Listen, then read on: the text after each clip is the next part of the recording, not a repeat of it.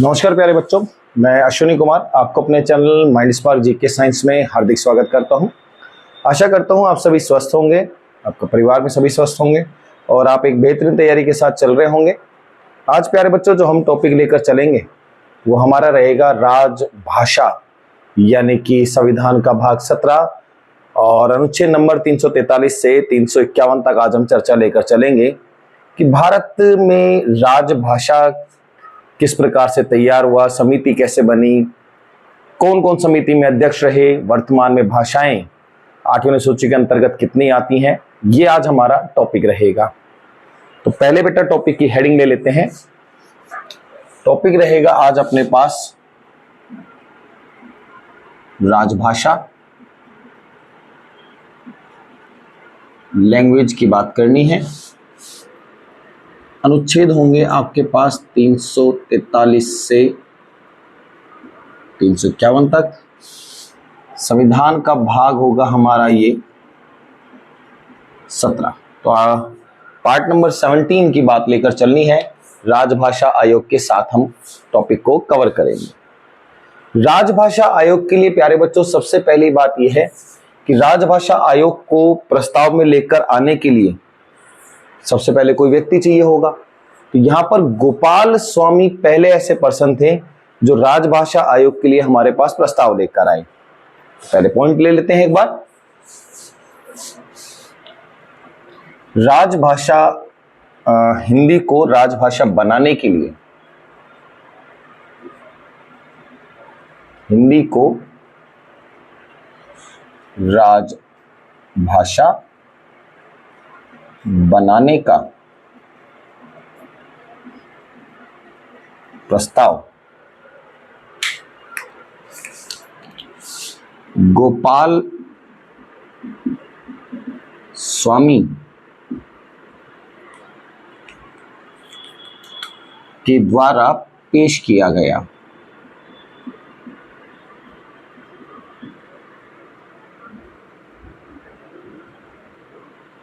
Same इसी आधार पर हम लेकर चले प्यारे बच्चों। तो इन्हीं के अनुरूप से, इसी अनुरूप से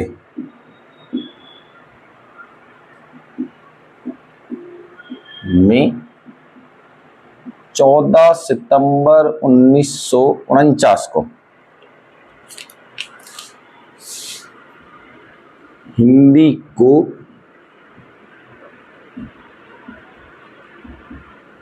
राजभाषा के रूप में अपनाया गया। तो प्यारे बच्चों सबसे पहली कंडीशन आती है कि हमारे पास गोपाल स्वामी के द्वारा एक प्रस्ताव पेश किया गया। संविधान लागू होने से पहले की चर्चाएं हैं कि भैया हिंदी को राजभाषा के रूप में अपनाया जाए। फिर 14 सितंबर 1949 को प्यारे बच्चों हिंदी को राजभाषा के रूप में अपना लिया गया, स्वीकार कर लिया गया।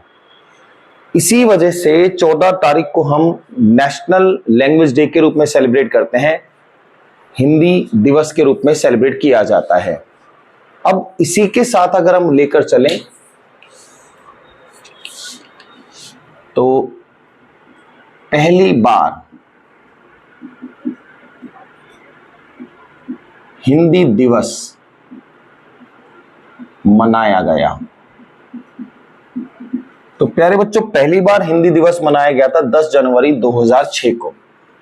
तारीख पर गौर करना प्यारे बच्चों, सेलिब्रेट किया 10 जनवरी 2006 को।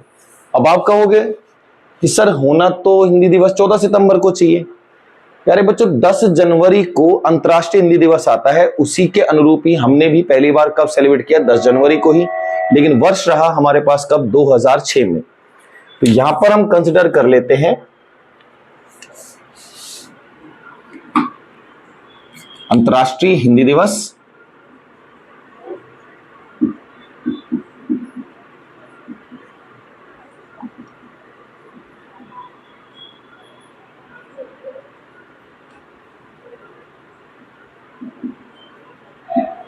और इसकी तारीख हो जाएगी प्यारे बच्चों कब, 10 जनवरी।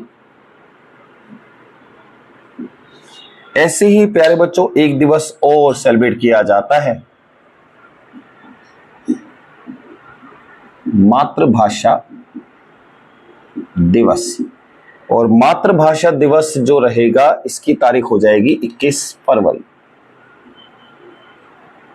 21 फरवरी से ये सेलिब्रेट। दोबारा समझ लेते हैं। राजभाषा आयोग के लिए सबसे पहले एक प्रस्ताव बनाया गया। पेश करने वाले कौन? गोपाल स्वामी।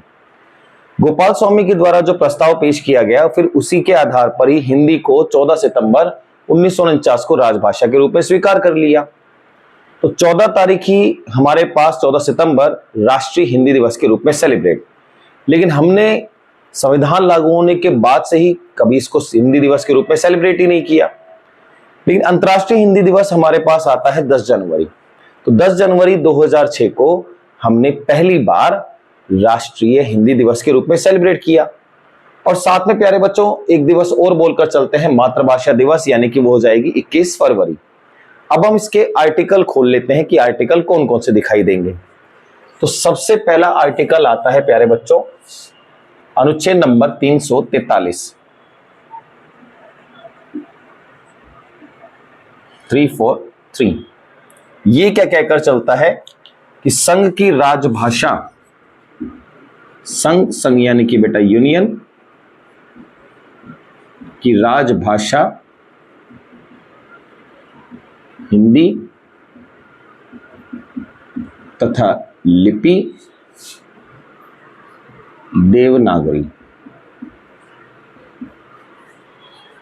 इसके बाद आर्टिकल आता है 344,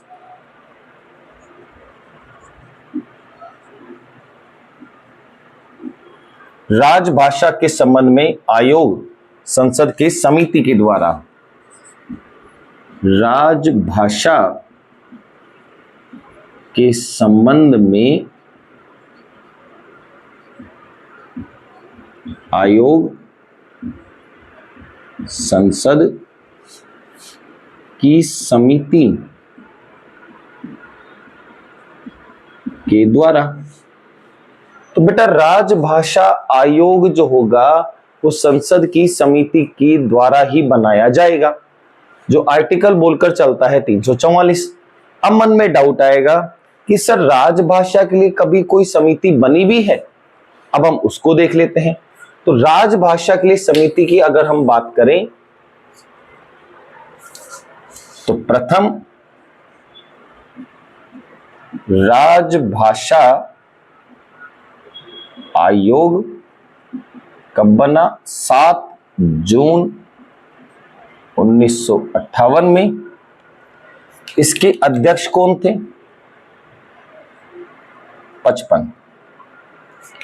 7 जून 1955।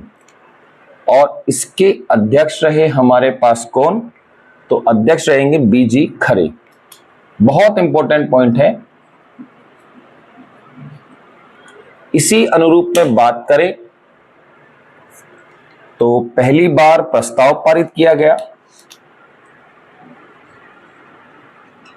प्रथम प्रस्ताव पारित हुआ। तो पहली बार प्रस्ताव पारित हुआ 18 जनवरी 1968 को। तो प्यारे बच्चों संसद की जो पहली बार समिति बनाई गई राजभाषा के लिए वो बनाई गई 7 जून 1955 को, जिसके अध्यक्ष रहे थे कौन? बीजी खरे। और पहली बार राजभाषा आयोग के लिए प्रस्ताव पारित किया गया वो था 18 जनवरी 1968। एक बार आप यहां तक स्क्रीनशॉट लीजिएगा, फिर अपन आगे चलते हैं।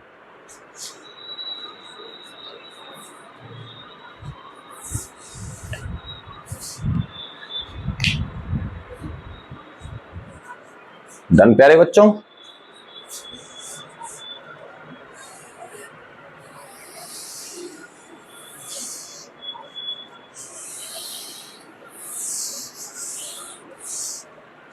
तो आर्टिकल 343 और आर्टिकल नंबर 344 के बाद अगर हम बात करें तो यहां पर आर्टिकल अपने पास आ जाएगा 345। और ये कहकर चलता है राज्य की भाषा, कि जिस राज्य में जो भाषा ज्यादा बोली जा रही है आप उसको राज्य की भाषा एज ए कंसिडर कर सकते हो, लेकिन वहां पर भी मान्यता प्राप्त भाषा जो रहेगी वो आपकी 22 भाषाओं में से एक भाषा भी रहेगी। तो ये हमारे पास आर्टिकल कौन सा लेकर चलता है, वो हमारे पास आर्टिकल नंबर 345। इसके बाद अगर हम बात करें आर्टिकल नंबर 346, ये कहता है एक राज्य दूसरे राज्य के संदर्भ में या दूसरे राज्य के साथ या एक राज्य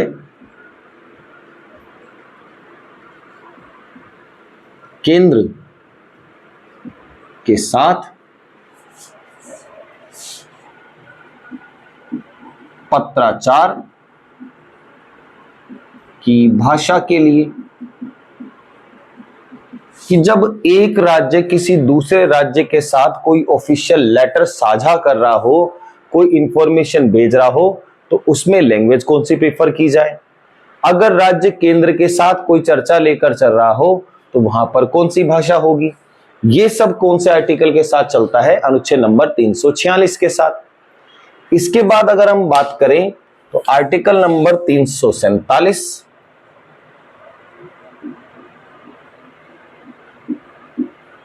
कि किसी राज्य की जनसंख्या के किसी भाग द्वारा किसी राज्य की जनसंख्या के किसी भाग द्वारा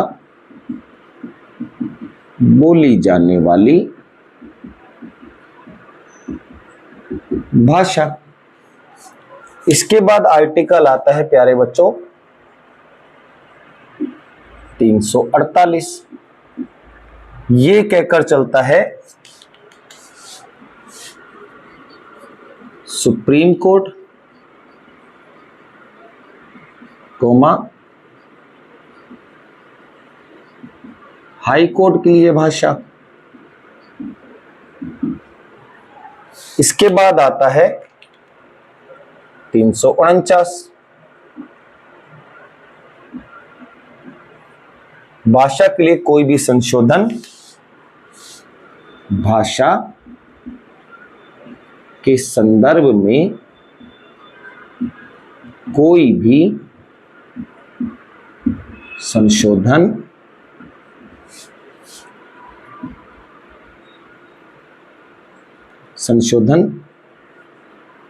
विधेयक पर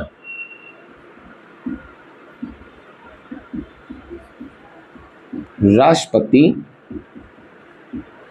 की मंजूरी यानी कि परमिशन आवश्यक है। इसके बाद आता है प्यारे बच्चों आर्टिकल नंबर 350।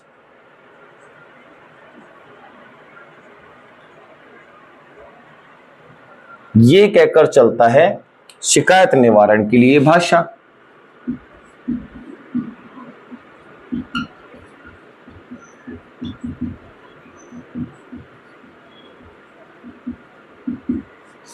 इसके बाद आता है प्यारे बच्चों 350 के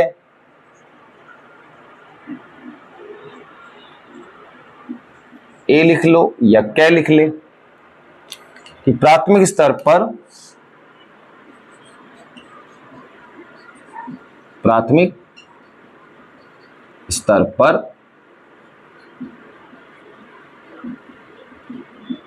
मातृभाषा के लिए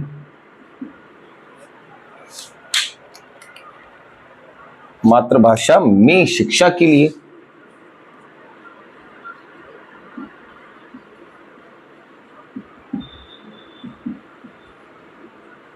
और लास्ट इसका आर्टिकल आता है 350 बी। फिर हम सभी आर्टिकल को एक साथ समझ लेंगे। 350 बी चलता है भाषाई अल्पसंख्यक वर्गों के लिए विशेष अधिकार। भाषाई अल्पसंख्यकों के लिए विशेष अधिकार। तो सबसे पहले हमने चर्चा में रखा प्यारे बच्चों 345 की राज्य की भाषा। जिस राज्य में जो भाषा सर्वाधिक बोली जाती है वो उसको अपनी मातृभाषा के रूप में स्वीकार कर सकता है। फिर 346 की दो राज्य जब आपस के बीच में कोई भी लेटर साझा कर रहे हो, कोई जानकारी साझा कर रहे हो, या केंद्र और राज्य के बीच में कोई ऐसी बात चल रही हो, तो उनके बीच में क्या भाषा। 347 कहता है प्यारे बच्चों कि किसी राज्य की जनसंख्या कि किसी भाग के द्वारा बोली जाने वाली भाषा, कि कोई राज्य है उसकी एक जनसंख्या है, उसकी जनसंख्या में कुछ विशेष वर्ग हैं जो एक विशेष भाषा को बोलते हैं, तो उनके लिए वो भाषा का क्या प्रबंध हो, क्या विकास किया जाए, कैसे उनकी भाषा को और अच्छा बढ़ाया जाए, नियमित कार्यक्रम चलाकर, नाटक बनाकर, या उनके लिए सांस्कृतिक कार्यक्रम आयोजन करके। 348 कहता है प्यारे बच्चों सुप्रीम कोर्ट और हाई कोर्ट के लिए भाषा। सुप्रीम कोर्ट में ऑफिशियल लैंग्वेज की अगर हम बात करें तो इंग्लिश तो रहेगी ही, सेम हाई कोर्ट में भी इंग्लिश रहेगी, लेकिन उस राज्य की जो मातृभाषा है वो भी वहां की ऑफिशियल लैंग्वेज होगी। 349 कहकर चलता है भाषा के लिए अगर कोई भी आपको संशोधन या कोई बिल पेश करना है तो बिल पेश करने से पहले आपको राष्ट्रपति की परमिशन लेनी आवश्यक है, उसके बाद ही बिल आपका कंसिडर किया जाएगा। बिना राष्ट्रपति की परमिशन के आप राजभाषा से संबंधित कोई भी बिल नहीं ला सकते। 350 कि जब भी आप किसी को शिकायत लिखें तो वो शिकायत किस भाषा में लिखी जाए। तो संविधान की मान्यता प्राप्त जो 22 भाषाएं हैं उनमें से किसी में भी अगर आप शिकायत लिखते हैं तो उन शिकायतों का निवारण किया जाएगा भाषा के लिए। 350 ए कहता है कि प्राथमिक स्तर पर जो भी शिक्षा दी जाए तो उस राज्य की जो भी मातृभाषा है वो वहां पर उपलब्ध कराई जाए ताकि उस व्यक्ति विशेष को वहां की मातृभाषा की जानकारी हो। 350 बी कहकर चलता है कि जो भाषाई आधार पर अल्पसंख्यक है यानी कि बहुत कम बोली जाती जो भाषा है उनके लिए कुछ विशेष प्रावधान किए जाएं ताकि उनकी भाषा और उनके वर्ग को हम ज्यादा से ज्यादा आगे पहुंचा सकें। तो ये हमारे पास आर्टिकल थे 343 से 351। आप एक बार इसका स्क्रीनशॉट लीजिएगा, फिर हम इसके कुछ फैक्ट्स की बात करेंगे यानी कि महत्वपूर्ण तथ्य।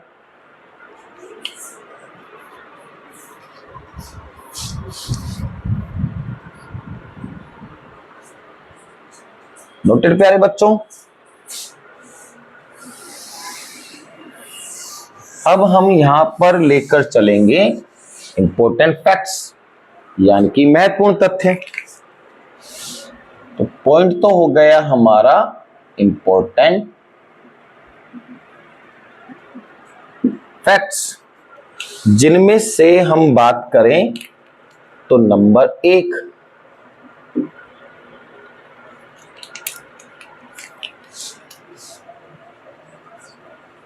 प्रथम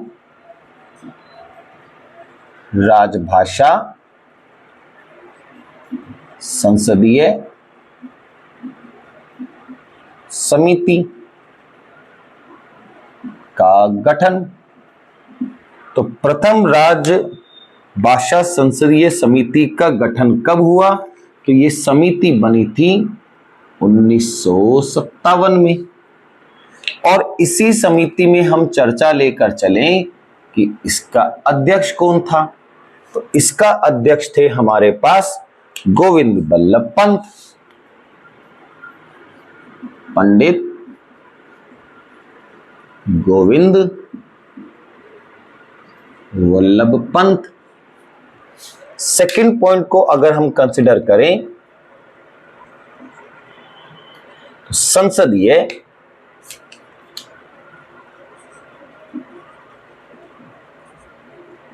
राजभाषा समिति का पुनर्गठन। ये पुनर्गठन हुआ प्यारे बच्चों कब? 1976। और इसके भी अध्यक्ष होंगे, तो इसके अध्यक्ष बने ओम मेहता।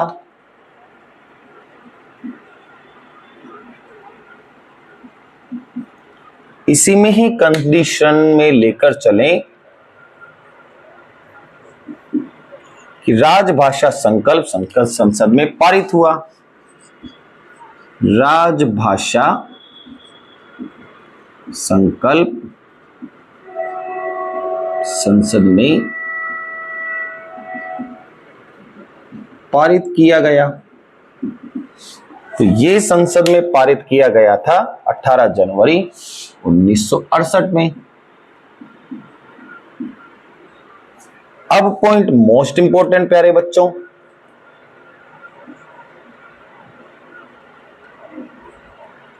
संसदीय राजभाषा समिति के सदस्य, संसदीय राजभाषा समिति के सदस्य। तो संसदीय राजभाषा समिति के सदस्य अगर अपन रखें तो लोकसभा से 20 सदस्य, राज्यसभा से 10 सदस्य, टोटल सदस्य 30। और इस समिति का अध्यक्ष कौन होगा? तो अध्यक्ष होगा हमारा मोटा भाई गृह मंत्री। सेम इसी में लेकर चले नंबर 5, प्रथम विश्व हिंदी सम्मेलन।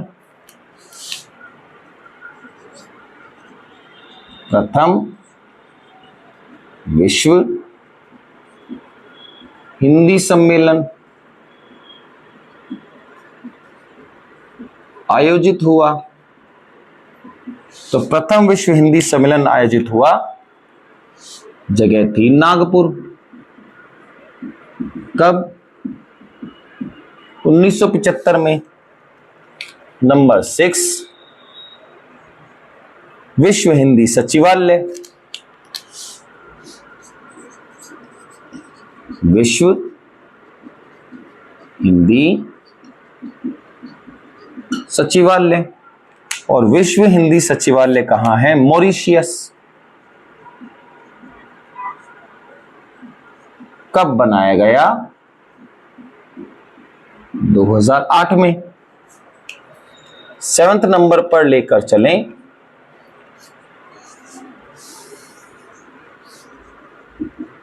संविधान लागू के समय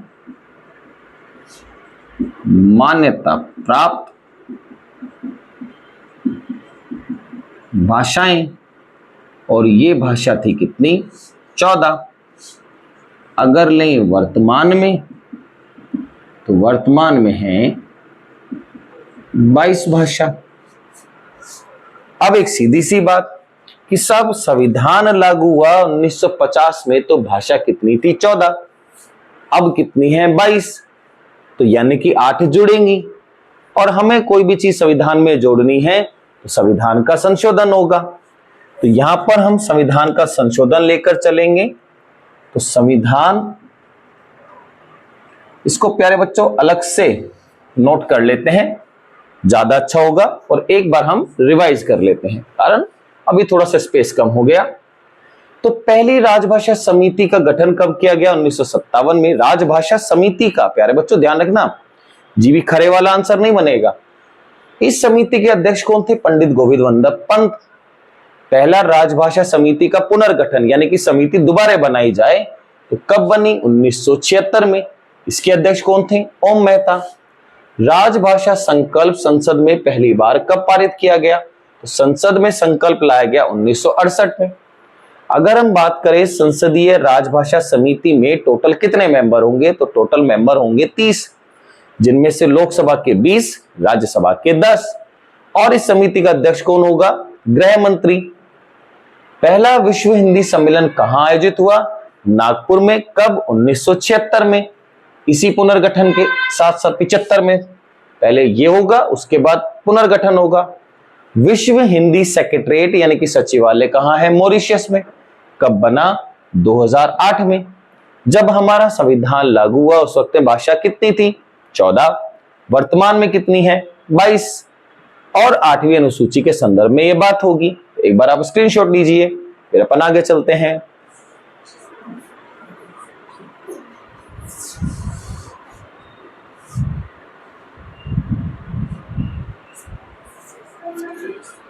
नोटेड प्यारे बच्चों?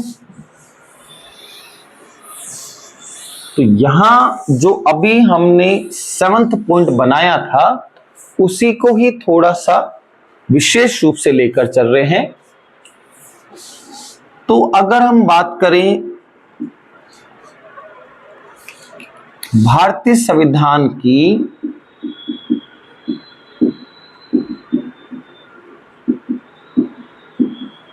मान्यता प्राप्त भाषा, इनके संबंध में अगर हम लेकर चले अनुसूची, तो अनुसूची यानी कि शेड्यूल कौन सी रहेगी? शेड्यूल नंबर 8 ये रहकर चलेगी। तो पूर्व में भाषा कितनी? संविधान लागू के समय भाषा, संविधान लागू के समय भाषा रही 14। अब सबसे इंपॉर्टेंट पॉइंट, 21वां संविधान संशोधन ईयर है 1967। सिंधी भाषा को जोड़ा गया।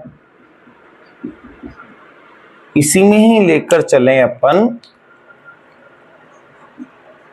71वां संविधान